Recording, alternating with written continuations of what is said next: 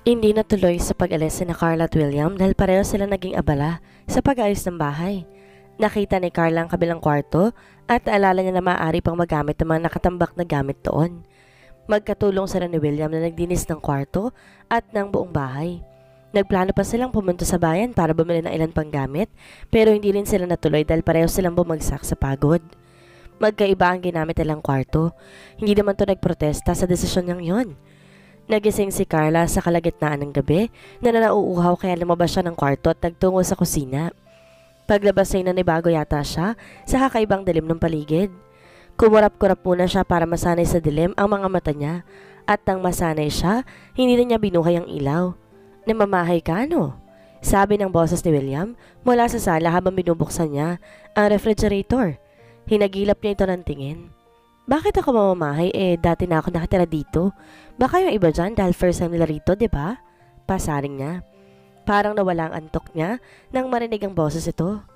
Hindi ba tayo pwede magsama sa isang kwarto? Gawin na lang nating study yung kwarto na inookupa mo. Nagpalingali nga siya. Na makita niyang bulto nito sa may sofa, sakala niya natanto kung nasan ito. Kala ko ba na pag-usapan na natin kanina? Kasi naman Carla, magto 2 years na tayong kasal. Sa sunod na buwan, marami na tayong nasayang na panahon. Ayaw mo bang pagbigyan ng mga magulang natin? Tagal na nilang naghihintay ng apo, lalo na si nanay. Hindi nga ako sanay na matulog na may kasama sa kwarto Bakit ba ang kulit mo? Naiinis na siya. Totoo naman kasi ang sinabi niya. Isa pa, hindi pa nakokondisyon ang isip niya sa katunayang magkasama na ulit silang asawa. Marami pa rin silang unsettled issues sa pagitan nila, lalo na sa parte niya. Malabo pa rin ang dahilan ng paghihiwalay nila. Hayaan mo na lang kasi akong gumawa ng paraan dyan. Kailan ka pa masasanay sa presence ko kung hindi natin uumpisan sa pagtulog na magkasama na in the first place siyang ginagawa ng mag-asawa generally, diba?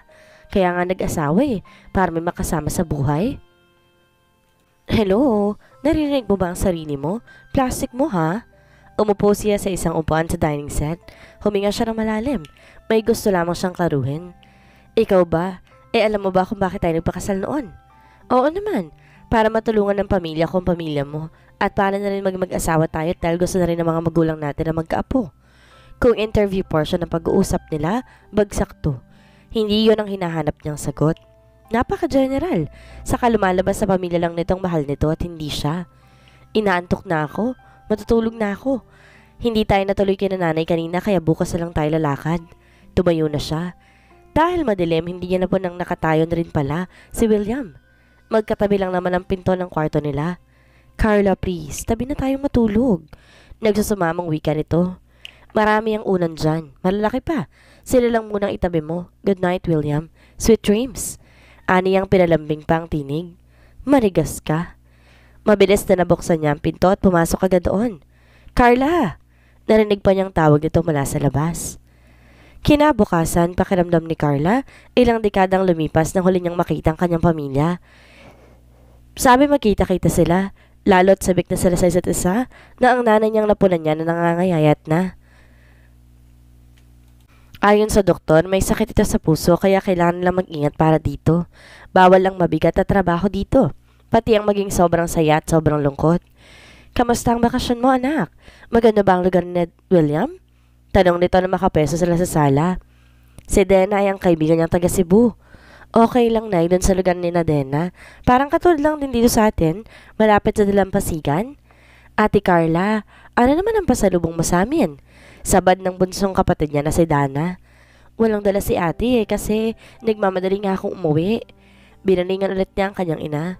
Ano na naman ba kasing nararamdaman niyo, Nay? Napunta na ba kayo sa doktor? Naglaba kasi nung isang araw, malamang nasobrahan. Sakad ng kanyang ama, nakakapasok lang sa sala. Mabuti na lang nakita agad ni Dana na nakasandig sa dingding ng banyo. Wag na kasi kayo magpapagod na Kahit kaya namin kagusto na wag kayo mapaano. Kung kayo mismo hindi nag-iingat, wala rin. Gusto sana niyang sermonan ng todo ang kanyang ina. Kaya lang inalala niyang kondisyon nito. Baka sumama pang loob nito at lalo pang atakihin. Napabuntong hininga na lamang siya. Maayos na nga ang buhay nila pero nagkasakit naman to. Sinundo ka ni William ano? Napapangiting sabi nito. Tumawag kasi siya noong nakarang araw at nangangumusta. Nabanggit ko sa kanya na pinapauwi ka na namin. Kaya nagpresenta siyang sunduin ka sa airport. Sana naman ngayon nagsasama na talaga kayo mabigyan niya na kami ng apo. Nay, ano nga bang dapat niyang sabihin dito? Na hindi niya feel makisama kay William? Na hindi ganon kadaling limutin ng halos 2 taong pagkakahiwalay nila? Na kaya niya magpakasal sa lalaki na madalian? Bakit hindi ganon kadali para sa kanya ang tuluyang lumimot sa nakaraan? Bakit hindi niya kaya itatak sa isip na hindi na may babalik ang lumipas na? Maghintay-hintay lang kayo, nanay, at mamadaliin na namin ni Carla ang pagkakaroon ng baby. Sabad ni William na nakangisip at inakbayan siya nang tumabi ito sa kanya sa may sofa. Abay, dali-dalian nyo na at na makarami kahit masulit naman ang halos 2 taong pagkakahiwalay nyo. Kung hindi lang kasi biglang huminto ng pagsasalita ang tatay niya. Patay mali siyang tumalikod at kunwari naging busy sa lababo. Pupunta ho muna kami sa bahay, nanay, tatay, sabi ni William na binaliwala ang sinabi ng kanyang ama. Nagtatakang nagpalitan ang tingin ng tatlo. Tumaas ang isang kilay niya dahil pakiramdam niya mayroon siyang hindi alam. Sige na, Carla, bisitahin niyo na muna mga biyanan mo. Bumalik na lang kayo rito para sa tanghalian. Pwede rin doon na kayo magtanghalian. Muling saad ng kanyang ama. Magpapahatid na lang ako ng ulam doon mamaya. Halika na, sweet. Nakangiting yakag sa kanya ni William na nauna nang tumayo. Sweet? Gustong tumaas ng kilay niya sa pinagsasabi nito. Sweet? Untag nito sa kanya. Gusto mo bang magpaiwan muna rito? Kung wala lang sa harap nilang kanyang ina, susupal-palin na niya ito. May kukunin lang ako sandali sa kwarto. Tumayo siya, tinungo ang 5 baitang na hagdan na yari sa semento. Dumiretso siya sa kwarto ang inookupa niya roon para kunin ang kanyang maleta. Sinundan ng tingin ni William si Carla na umakit ito sa hagdan hanggang sa makapasok sa kwarto. Nakaisip na rin siya ng endearment na itatawag sa asawa. Alam niyang makakatulong yon para maayos ang kanilang pagkasama. Handa siyang gawin ang lahat, tanggapin lamang siya nito at mahalin. Kagaya ng una niyang nadama rito, halos 2 taon na nakakaraan. William, pukaw sa kanya ni Tatay Ruping. Hindi pwedeng habang buhay mong itatago kay Carla ang dahilan ng inyong pagkakahiwalay. Karapatan niyang malaman ang mga nangyari.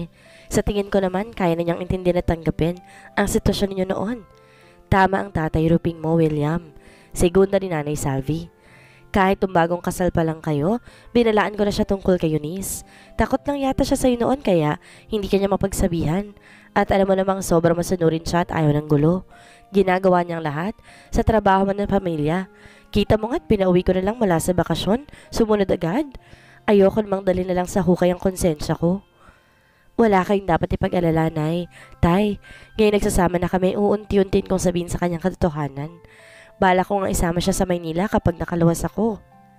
Pero wag na wag mo lang siyang bibiglain. Dahil baka sa halip na maayos ang pagkasama ninyo mas lumala pa. Sabi ng ginang. Ano na palang balita doon sa manyak na Eunice na yun? Nasa Italy po yata siya. Ang huling balita ko po may bago na naman siyang pinagkakabalahan doon. At ayon ho sa report na nakukuha ko, mukhang ayaw na niyang bumalik sa Pilipinas dahil mas marami siyang nakakatapat doon. Narinig na lang may kumalabog sa itaas. Sandali po, titingnan ko lang si Carla. Sabi niya at 2 hakbang lang ang 5 baitang na hagdan. Nang buksan niya ang pinto, nakita niyang nakatawad si Carla sa sahig at tila may sinisilip sa ilalim ng katre. Maraming bag at kahon ang nakakalat sa silid. Tila galing sa ilalim ng kamang mga yon. Anong hinahanap mo dyan, sweet? Tanong niya na nakiusyos na rin. Napatuwad na rin siya sa tabi ng asawa at nakisilip sa ilalim ng kama. Ayun, nakita mo ang pulang bag na yon? Yun ang talagang lagay ng mga gamit ko. Sabi nitong tila nahahapo. Grabe ka naman. Bakit naman dito mo pa itinago? Damit mo lang palang mga yan eh. Siya na ang sumuot sa ilalim ng kama at inabot ang maletang tinuro nito. Ano bang laman nito? Bato? Ang bigat ah. Basta, ilabas mo na lang. Tapos isakay mo na rin sa kotse. Dumiretso na lang tayo ng uwi mamaya pagkagaling ng bahay ninyo. Sabi nito at tumayo na. Eto, malapit nang mailabas. Bakit naman kasi sa dami ng taguan eh, sa ilalim pa ng kama. Tapos ang dami pang alikabok oh, may agiw pa. Nagrereklamo ka ba? Ikaw naman na nagpresenta ng sarili mo dyan ah. Pagsusukit na naman ito habang nakapamewang. Sa wakas ay nailabas na rin niyang maletang halos 1 metro ang haba at 2 talampakan ng lapad. Tumayo muna siya at bumuga ng hangin. Ha? Ang init sa ilalim ng kama. Pagkatapos sinubukan niyang buhatin ng maleta. Grabe talaga ang bigat, sweet. Huwag mo kumasweet-sweet, no? Ikaw talaga? Siyempre mag-asawa tayo. Dapat meron tayong endearment sa isa't isa. Nakangising sabi niya. Saka aminin mo na rin kasi na gwapo at attracted ka na rin sa akin sa first meeting pa lang natin. Sabi mo nga, kung ano ang desisyon ko, yun din ang susundin mo, 'di ba? Noon yun, nung hindi mo pa ako iniiwan. Tapos bigla kang babalik at kiklaim na asawa mo ko, kapal mo. Inirapan pa siya nito. Sa puntong yon, tila tinamaan siya. Masakit sa dibdib ang sinabi nito. Kapal? Dahil hindi naman siya napangkapal. Kinilangan lang niyang mamili noon. Pumalatak na lang siya. Napasama yata ang sinabi ni Carla kay William. Tunulungan niya na nga siya nito. Pagkatapos kung makapagsalita siya rito para siyang walang utang na loob. Kung susumahin lahat ang tinulong ng pamilya nito sa kanila, mula nang pumayag siyang magpakasal dito, napakalaking bagay ng mga iyon para sa mga ordinaryong taong katulad nila. Halika na, baka naghihintay na rin sila sa bahay. Yaya nito sa kanya na bitbitin itong maleta na pagkabigat-bigat. Iilan lamang ang damit sa loob niyon. Karamihan doon mga libro kaya mabigat. Ang ilan ay kinuha niya sa mga Gonzales dahil pinapabayaan na rin lang at pinangingitlugan ng ipis sa library. Ang iba naman ginamit niya nung mag-aaral siya ng driving bago magtrabaho sa mga to. Yon ang pinakauna niyang naisip gawin nang lumuwas siya sa Maynila noon para maghanap ng trabaho. Pero nakapag-drive lang siya nang mamulog na si Henry. Dahil doon, mas marami siyang natutuhan mula sa negosyo hanggang sa mga legal na bagay. Doon din niya muling nakita ang estranged husband niya na abogado wala ng pamilya Gonzales. Nagtaka na noon pa si Henry sa kanya pero hindi rin sinabi dito ang dahilan. Kinailangan din niyang makipagtulungan kay William ng mga oras na yon para sa ikabubuti ng bulag na amo niya. Bilisan mo na! Pag-aapuran ni William sa kanya. Sinundan niya ito sa pagbaba. Nagtaka ang mga magulang niya na magkatabing nakaupo sa sofa nang makita sila. Ano yung dala niyo? Mga gamit ko po, Nay. Mali po kasi nakuha ang mga gamit ni William sa bahay ni Sir Henry eh. San mo naman tinago yan at di ko malang nakita sa kwarto niyo kahit minsan? Tanong ulit ng kanyang ina. Inasahan niyang sasali sa usapan si William pero hindi ito mimik. Napilitan siyang sumagot. Sa ilalim ng kama po, kasama ng ibang kahon at bag. Hinanap ng kanyang paningin si Dana. Nakita niya itong nasa hapag at kumakain. Dana, linisin mo ang kwarto ko. Ang daming alikabok sa ilalim ng kama. Kapag nagkaroon ako ng oras, pupunta ulit ako rito para malinis natin ang kwarto at may tapan ng mga gamit na hindi naman na nagagamit. Opo, ate. Sagot nito at bali walang nagpatuloy sa pagkain. Kung ano-ano pang binili ng kanyang mga magulang na para bang ang layo-layo ng bahay ng mga ito sa kanila. Napangiti na lang siya at hindi na sumagot pa. Wala ring imik si William kahit nang paalis na sila sa bahay ng mga magulang nito. Doon na sila nagtanghalian at naghapunan. Ayaw paawat ang dalawang matanda sa kikipaghuntahan. Mas iniintindi siya ng mga ito kaysa kay William. Naku, magsalita man ay isa o dalawang salita lang. Hindi na siya nagtanong pa kung ano nangyari dito. Mag-iingat kayong dalawa. Dahil second night nyo na ngayon, dapat pagigihan nyo pang lalo at nang makabuo na kayo. Pahabol na sabi ni Mama. Yolanda, baka kaya wala sa mood yung si William dahil kanina pang naiinip. Hindi ka kasi niya masolo-solo, Carla. Mahinang sambit ni Papa Larry. Nag-init ang mga pisngi niya dahil sa sinabi ng mga ito. Ayon pa sa mag-asawa na naghahaponan sila, kailangan mabawi raw nila si William ang mga panahong naghahiwalay sila. Lumapit sa kanila si William mula sa paglalagay ng kung ano sa may sasakyan. Uuwi na kami, Ma. Paalam nito, saka humalik sa pisngi ng mga magulang. Alagaan mo yung si Carla, anak, at bumawi ka sa kanya ng todo-todo. Eksaheradong sabi ni Mama Yolanda na sinabayan pa ng kumpas ng kamay. Saka yung bilin ko ha, yung sinabi ko kanina, don't forget William, son.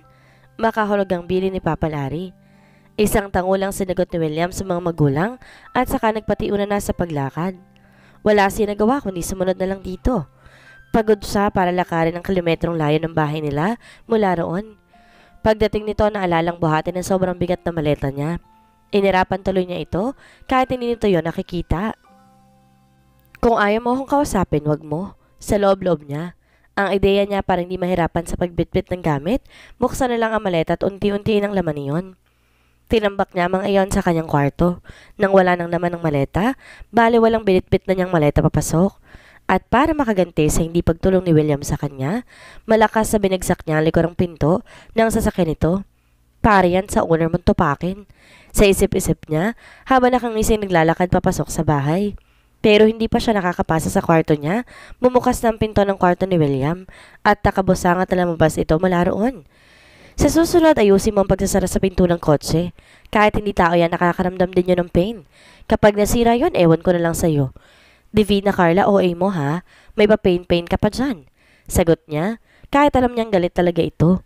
Bukod sa tono ng pananalita nito, ikita niya ang pagtaas-baba ng dibdib nito habang nagsasalita. Hindi kasi siya nakatoon sa sinasabi nito, kundi sa mabalahibong dibdib nito. Nakapang-basketball shorts ito na black and white at may number 12. Matulog ka ng maaga at alas 7 bukas. Pupunta tayo sa bayan para mamili ng ilang gamit. Anito habang nakatalikod. Hindi man lang siya nito sinulyapan bago tuloy ang pumasok sa kwarto nito. Magulo ang kwarto niya dahil sa mga gamit na galing sa maleta. Gusto man niyang matulog na agad, hindi maaari dahil kailangan pa niyang ilipat ang mga damit sa sahig at itabi o ipasok ulit ang ibang mga aklat sa maleta para mahawa ng kanyang kama at na makahiga siya ng maayos. Pinili niya ang huli dahil wala namang available na shelf na pagdedisplayan sa mga libro. Mag-aalauna na nang matapos niya ang lahat at sa wakas naging maayos ng kabuuan ng kwarto. Kagaya ng nagdaang gabi, bagsak siya na makahiga. May 5 minuto na marahil nakatok ng katok si William sa kwarto ni Carla pero wala pa rin sumasagot. Napapalatak na lang siya at nagbuksang mag-isa. Anong oras kaya natulog ang bruhang to kagabi? Tigas ng ulo. Sinabihan na nga eh. Nagkape na lang siya at naghanda ng almusal. Toasted bread at prutas lang ang ihanda niya. Plano kasi niyang sa town proper na lang kumain ng heavy meal. Kahit naman masama ang loob niya sa asawa, hindi niya kayang gutumin to lalo ng kanyang sarili. He had always had a difficult time dealing with his hyperacidity mula pa ng college dahil palagi siyang nalilipasan ng gutom. Kapag kasi nakakapagbasa na siya ng mga libro, hindi na niya namamalayan ng oras at palagi na lang siyang nahuhuli sa pagkain. Bahala ka kung ayaw mong magising. Naisa loob niya nang ma-realize ang oras at di pa rin gumigising si Carla. Mag-isa na lang siyang aalis. Bibili na lang siya ng mga gamit na alam niyang kakailanganin nila. Kung wala sana siyang lakad, gusto niyang mamasyal sa dalampasigan. Pero mas maganda ang view sa baybayin kapag palubog na ang araw. Nasa kanluran kasi ang open sea, kaya kitang-kitang sunset sa bahaging iyon. Kaya mabuting ang sa umaga siya maglakad para buong maghapon siya nakatambay sa dalampasigan. Isang malalim na hininga ang pinakawalan niya. Kung sana'y madali lang para sa kanila ni Carla, natanggapin ang nakaraan at isipin na lang ay kasalukuyan at kinabukasan. Pero alam niya, hindi talaga madali, lalo pat mabilis magbago ang mood ni Carla. Each minute he was okay. The next thing he knew, nagtatantrums na to. And worse, kung hindi nito alam ang ginagawa o sinasabi, na-o-offend na siya. Hindi siya isang taong kailangan daanin sa dabog o pangiinis. Formal siya at hindi sanay sa kung ano nung klase ng pananalita. Pero asawa niya ito. Gustuhin man niya o hindi, kailangan niyang matanggap na yon ang ugali nito. Kailangan niya yung intindihin. Kung hindi man, kailangan niya itong kausapin at wag nang ibalik dito ang mga salitang ayaw niyang marinig na natitiyak niyang lalong ayaw nito. Aware siya na ibang pakiramdam kung siya nagsasalita at kung siya ang pinagsasalitaan. Muli sila nagkita ni Aling Sai sa sabayan. William, nandito ka pala. Si Carla kasama mo? Magandang umaga po. Mag-isa lang po ako. Maaga po kasi ako umalis ng bahay. Tulog pa si Carla. Sagot niya. Ako naman dito sa anak kong lalaki muna nag-i-stay. Sa kanilang hardware na yun, no? Pagbibida nito sabay turo sa isang tindahan sa kabilang kalsada. Ganun po ba? Okay naman po ang negosyo? Tanong niya sa kawalan ng mapag-uusapan. Kung sa bagay, mukhang isang magandang business venture ang pagkakaroon ng hardware. Walang napapanis sa produkto at hindi pwedeng utangin. Sino bang taong magpapagawa ng bahay kung walang pera? Okay na business, William. Hindi na bumulok Iniisip nga ni Vermon, yung anak ko, matandang kapatid ni Colleen na magtayo ng branch sa barangay natin. Libre naman ang upa sa lupa dahil malapad ang bakuran namin. Ang layo kasi natin sa bayan. Sayang naman at nagsisimula na magsisulput ang resort sa atin. Ika nga maigi ang malapit sa kusina at siyang una nakakahigop ng kape. Talaga po? Maganda po yan. Para kapag naisipan namin ni Carla na mag-expand ng bahay, sa inyo lang kami bibili. Napapangiting sabi nga. Pero matatagalan pa siguro, mga 1 taon pa. Bala kasi ni Vermon na si Colleen ng mamamahala at a-assist na lang ako dahil matanda na rin ako. Kung buhay lang sana ang aking esposo. Napatango siya. Wala na po pala kayong asawa. Sorry po. Naku, matagal ko nang tanggap na wala ng asawa ko, pero mahal ko pa rin siya. Kaya nga tuwang-tuwa ako kay Colleen nung mag-asawa na siya eh. Nung bulag pa si Henry, magaan talagang loob ko at gwapo pa. Ika ako kay Colleen. Kahit bulag at medyo mukhang matan, mabait naman. Natawa ito sa sariling mga salita. Pero salamat sa Panginoon at binigyan niya ng pag-asa si Henry na makakitang muli. Mabuti na lang nag-batch ang cornea ng babaeng yun na namatay sa cancer. Ang tinutukoy nito, si Cecil, ang ex-fiancé ni Henry na nag-donate ng cornea sa kaibigan niya. Oo nga po eh, saka mabuting tao talaga si Henry. Kahit nga si Carla nakatagal sa pagtatrabaho sa kanya. Kahit ako hanggang ngayon abogado pa rin niya ako. Ay siya nga? Tiningnan nito ang bitbit niya pagkasabi niyon. Mukhang marami ka ng pinamili Baka pauwi ka na. Hindi naman po ako nagmamadali, tsaka nakakatuwa po kayong kausap. Totoo sa loob niya ang sinabi niyang iyon. Ay basta tatandaan mo lang na ang pag-aasawa, hindi yan kaning isusubo kapag napaso, pwede mong iluwa, lalo na kapag may anak na kayo. Hindi man ninyo mahalin habang buhay ang inyong asawa, mahalagang naroon ang respeto sa isa't isa at ang pag-iisip sa kinabukasan ng mga anak. Pero syempre, mas maganda na rin yung mahal na mahal niyong isa't isa kahit kulubot na mga balat ninyo. Salamat po sa paalala. Umiti siya rito. Paano po, mag-iikot-ikot muna ako. Ay, gusto mo samahan na lang kita? Pagbubuluntary nito. Para na rin kitang anak. Natawa siya. Talagang may pahabol pang linya ito. Sige po, maraming salamat ho. Medyo hindi ko rin ako kasi kabisadong lugar na to eh. Bihira ho ako magawi dito na nag-iisa. Sinamahan nga siya ni Aling Saisa sa pag-iikot at paghanap ng mga pwede niyang bilhin. Mabuti na lamang at naroon ito. Parang ang mama niyang kasama niya. Mas matabil nga lang ito. Hindi niya sukat akalain na may mas madaldal pa pala sa kanyang nanay at biyanan niya. Bago sila nagkayayang umuwi, bumili pa si Aling Saisa ng cake para sa kanila mag-asawa. Napipilitang gumising si Carla dahil nakaramdam siya na kailangan na talaga niyang manubig. Mabigat pang talukap ng mga mata niya habang naglalakad siya patungo sa shared bathroom nila ni William. Pagpasok doon, nakita niya ang mata habang naglalakad. Basa ang tiles sa sahig. Malamang galing sa shower area. Natatakpan ng kasi ng shower curtain. Saka niya na-realize ang oras. Past 9 o'clock na ng umaga. Ang sabi niya alas 7 sila aalis. Dahil basa ng sahig sa banyo, ibig sabihin nakaligo na to't malamang nakaalis na. Dali-dali siyang umihi at nakalimutan pang mag-flush ng bowl. Na makalabas ng silid, wala ni anino ni William. Tinungo niya ang kwarto nito. Wala rin ito roon. Sabi niya, nabalingan ng pansin ang dining table at may nakahain ng mga plato na may takip. Nilapitan niya ang mesa at nang mabuksan ng mga plato, nakita niya ang mga pagkain. Toasted bread at slice ng iba't ibang prutas. Napaka-light yet healthy diet niyon para sa kanya. Pinaghanda niya ako pero hindi niya ako ginising o hinintay man lang. Napabuga siya ng hangin. Pero sa halip magtampo, kinain na lang niya nakahaing mga pagkain. Mag-aayos na lang siya ng kanyang kwarto. Total wala rin naman sa ibang magagawa. Sumapit ang tanghalian. Naghanap siya ng mailuluto pero wala pa pala silang stock ng pagkain sa refrigerator. Hay, dapat kasi sinama niya ako eh. Kapag narinig niya ang ugong ng paparating niyon, nasasakyan. Kilala niya ang tunog niyon. Bandang iyon ng kanilang barangay, dadalawa lang naman sila magkapit-bahay. Si Aling Saisa na ina ni Colleen na nasa kabilang pader at siya. Tumakbo agad siya sa labas ng bahay. Kasasara lang ni William ng pinto sa driver's seat. Bakit di mo ako ginising? Para siyang batang nagtatampo. Napatingin lang to sa kinaroroonan niya. Saglit itong hindi inalis ang tingin sa kanya na para bang sinasaulo mga detalye sa mukha niya. Bigla tuloy siyang na-conscious. Sinuklay niya ng mga daliri ang magulong kulot na buhok niya at pasimping pinahid ng mukha gamit ang kanyang palad. Partikular sa ilalim ng mga mata. Hindi pa pala siya nakakapaghilamos pero nilantakan na niya ang pagkain sa mesa. Nagiging matako na talaga siya lately. Tulungan mo ako ibaba ang mga pinamili ko. Nang may maiambag ka naman sa akin sa araw na to. Maangas na bungad ni William na makabawi ito. Binuksan ito ang pinto sa gilid at sa trunk ng sasakyan. Nakita niya ang makukulay na plastic bag sa loob. Nilapitan niya ang mga yon. Grocery supply, prutas, gulay at kung ano na pang laman ng mga yon. Ino na niyang buhatin na nasa harap na plastic bag ng mga gulay at prutas. Si William naman may bitbit na batsa at laundry basket. Magkasunod sila naglakad patungo sa pinto. Dahil mas malaking bitbit nito, siya ang nagbukas ng pintuan para dito. Hindi siya umalis doon hanggat hindi ito tuloy nakakapasok. Sinulyapan lang siya nito nang maraanan siya. Napabuntong hininga na lang siya sa halip na magsalita. Ipinatong niya sa lababo mga bitbit niya. Sa kanya yun hihuhugasan at ilalagay sa lalagyan kapag tapos na niyang hakutin ang iba pang grocery. Unahin mong dala kong isda na nasa loob ng tub, pati na rin yung sugpo. Yun ang uulamin natin ngayon. Ikaw na ang bahalang magluto, sabi ni William sa kanya. Hindi man lang nito hinintay na lumingon sa rito o tumugon man lamang.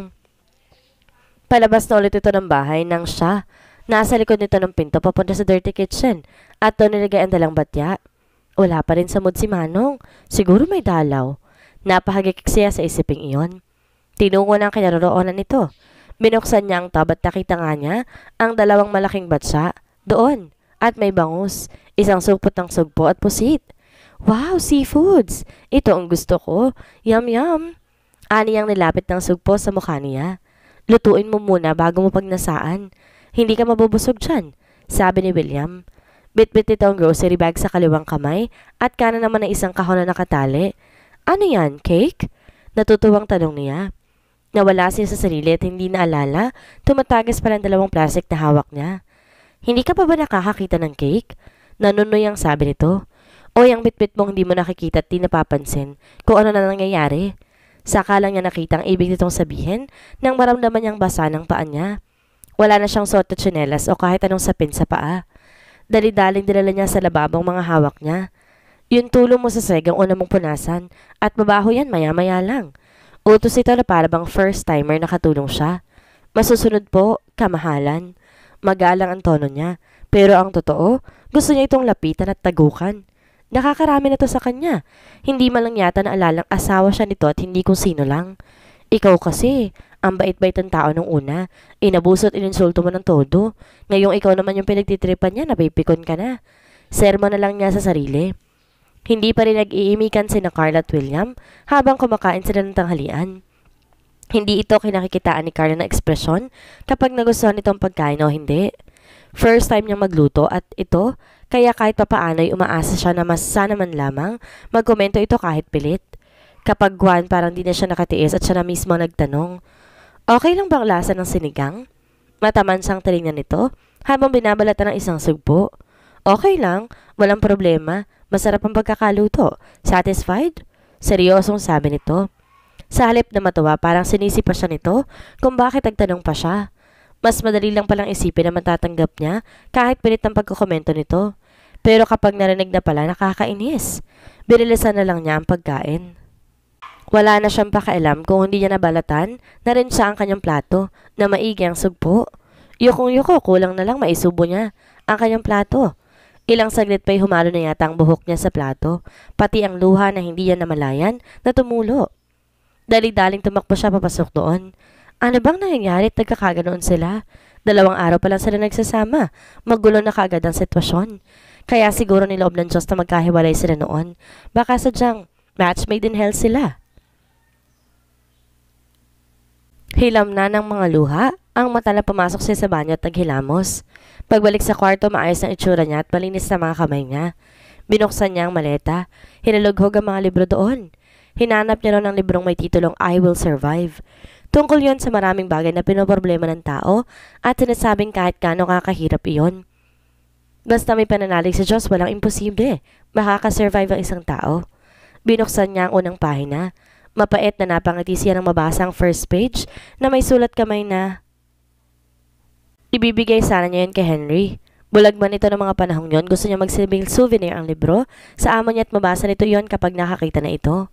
Pero nang araw din yun nagkita ulit sila ni William, kaya nawala na sa isip niya tungkol doon. Hanggang sa tuloy na niya nakalimutan ibigay ang libro. Ngayon na-realize niya, tila may purpose kung bakit yun ibigay iyon dahil kakailangan niya iyon para sa kanyang sarili. I will survive. Determinadong sabi niya sa sarili. I have to. Natulala si William nang iwan siya ni Carla sa mesa. Magulo ang buhok nito at alam niya. Hilam sa luha ang mga mata nito. Habang pinagmamasa niya ito ng tanongin siya nito kung masarap ang luto, sumagot naman siya. Huli na lang nang ma-realize na hindi pa rin pala maganda ang tono ng kanyang pananalita. Sa una naisip niya, patas lang sila nito.